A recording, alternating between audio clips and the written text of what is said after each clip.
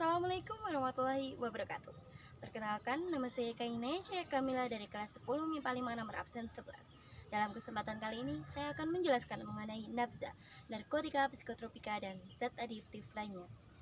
Dalam 10 menit ke depan Anda akan melihat bagaimana saya akan menjelaskan secara rinci dan juga jelas mengenai nabza, dan juga akan menjawab berbagai pertanyaan yang terkait dengan nabza.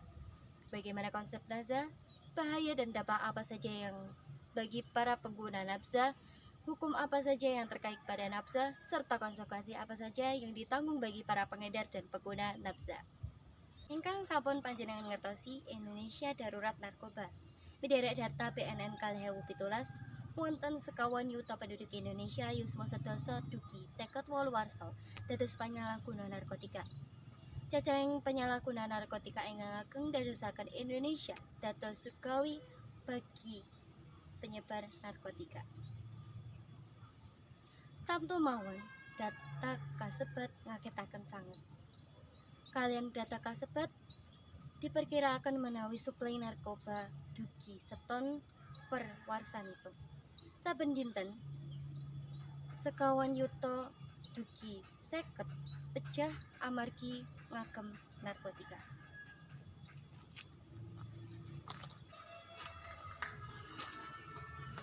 Lantas, what is drug? Drug are substance drugs, both synthetic and semi-synthetic, which cause decrease in hallucinatory awareness and smoke.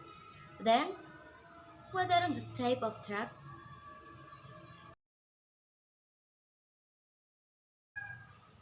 Substance which causes decreased alternative consciousness, loss of taste, really fine and may dependent, like marijuana, cocaine, and pathol.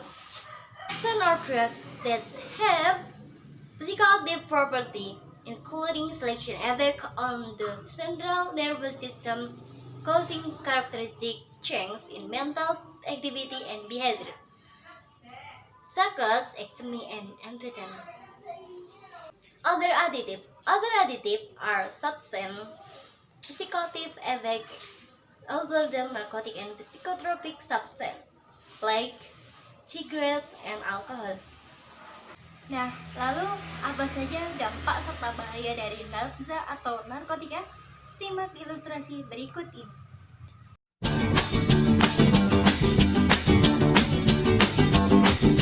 Sugar, oh honey, honey, you are my candy girl, and you got me wanting you, honey, oh sugar, sugar, you are my candy girl, and you got me wanting you. I just can't believe the loveliness of you. Lalu apa saja dampak negatif penyalahgunaan nabza? Dampak fisik.